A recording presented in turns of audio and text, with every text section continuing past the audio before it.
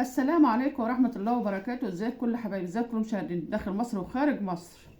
ام زياد جايبه لكم فيديو جديد. ايه هو ام زياد؟ العجين ده لمرضى السكر، للي بيعملوا رجيم، فطبعا ايه ما يأذيهمش في الاكل، احسن من العيش الابيض. ايه يا ام زياد اللي انت جايباه؟ طبعا هنا دي الرده اللي هي ايه يا حبايبي، بصوا اللون ده، وهنا الدقيق الزيرو. ليه يا ام زياد انت جايباه؟ انا جايباه يا حبايبي عشان اعمله، لان طبعا ايه اللي عاوز مثلا ما يعملش دهون في جسمه ما ياكلش العيش الابيض. ده كيلو رده على 2 كيلو مثلا زيرو، او كيلو ونص رده على 2 كيلو زيرو، انت وراحتك. بس المهم ان انت ما تاكليش. مرضى السكر ما ياكلوش يا حبايبي الدقيق الابيض، ما ياكلوش العيش الابيض، لان غلط عليهم، بيعمل دهون وبيأذيهم. فانا حبيت اعجن حبه واوريهم لكم، حتى رده على دقيق زيرو اهو يا حبايبي. اللهم صل على سيدنا محمد. كده اهو شايفين، لان طبعا المكان اللي انا فيه مفيش فيه دقيق اسمر، فبضطر اعمل ايه الطريقه ديت. اللي ما يعرفش مثلا، اللي عارف يجيب دقيق اسمر يعمل دقيق اسمر على طول، اللي مش عارف يجيب دقيق زيرو على رده. الرده ديت اللي بتبقى ايه سمره، بتيجي من عند اي عطار، او بتيجي من عند مثلا الناس بتبيع الرد الدقيق والكلام ده. الدقيق الزيرو اللي هو بتاع المخبوزات، بتاع الكحك، بتاع البسكويت، بتاع البتفور والحاجات دي. الدقيق الزيرو اللي بيبقى ابيض. انت ما عندكيش دقيق اسمر، فانت بتعملي بالطريقه دي اهو يا حبايبي. ده ياكلوه مرضى السكر عشان ما بزودش الوزن وبشبع بسرعه، لكن الدقيق الابيض ما بشبعش. طبعا يا حبايبي انا بقى بحط ايه معلقه ملح صغيره مش كبيره. اللهم صل على سيدنا محمد. اهو يا حبايبي. وهنا طبعا خميره عشان احنا في الشتاء، 2 خميره عشان احنا في الشتاء. بسم الله الرحمن الرحيم. اللهم صل على سيدنا محمد. 2 خميره صغيرين مش كبار. وبتعملي ايه يا ام زياد؟ بتقلبي بقى تقليبه كده حلوه. اهو بص يا حبايبي، بقى اصلا دقيق اسمر اهو. الدقيق يا حبايبي بتاع المخبوزات بحط عليه رده اهي يا حبايبي. بص بقى شكله اصلا دقيق اسمر اهو. ده حلو وبشبع، لكن العيش الابيض مع مرضى السكر مهما ياكل منه ما بيشبعش. فطبعا ما نأذيش نفسنا، احنا عايزين جسمنا ما يزيدش وما نتعبش. اللهم صل على سيدنا محمد. بصوا اهو، دي الرده يا حبايبي اهو، مع الدقيق الزيرو اللي هو بيتعمل بالمخبوزات، اللي هو بتاع الكحك والبسكويت والبتفور الحاجات دي. هو دي دقيق الزيرو. فالوقت انا هعجنه، انا حطيت خميره وحطيت الملح. هتعجني ازاي يا ام زياد؟ اهوت كده الوقت ايه.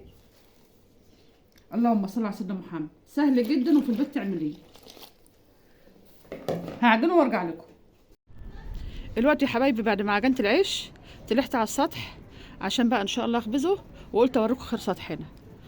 الوقت هوريه لكم وهو خمر ايه وكده وانا بخبزه والكلام ده. الوقت يا حبايبي العيش خمر اهوت.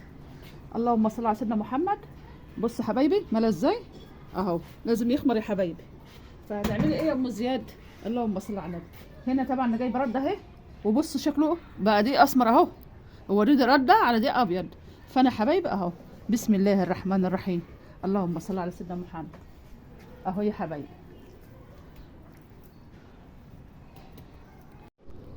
دلوقتي يا حبايبي بصوا انا قرصته بالنظام ده على الطبليه اهوت. فطبعا انا ايه، انت عاوز تعمليه كبير ماشي، عاوز تعمله صغير ماشي. انا عملته الحجم الوسط، لسه ايه هيرفع على الطبليه. ودهنته، عملته بزيت، ما عملتوش بميه ولا بدقيق. انا عملته بزيت عشان احنا في الشتاء واحنا فوق على السطح ما وشه ما ينشفش مني.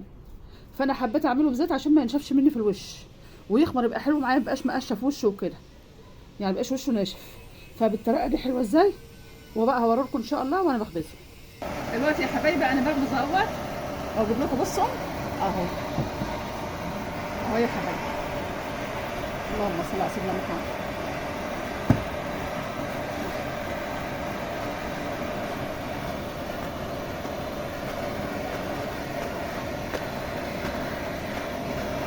هنعمل بقى كده في الفرن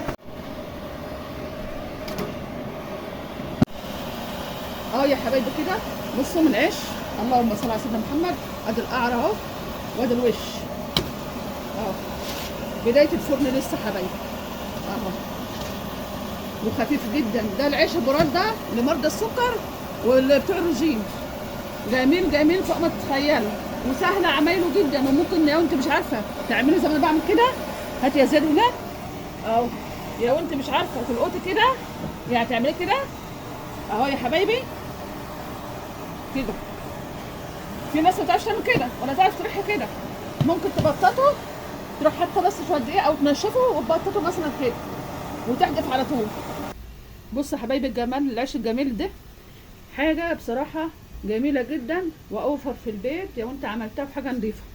تاني حاجه بصوا اهو، الكاميرا ظلماه وخفيف وزي الفل.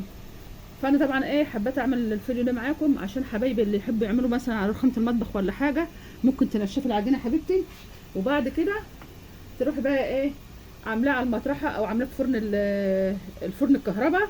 انتوا براحتك انت بطريقتك انت، بس هو سهل جدا. الكيلو الدقيق ممكن تحط عليه نص كيلو رده، نص كيلو رده.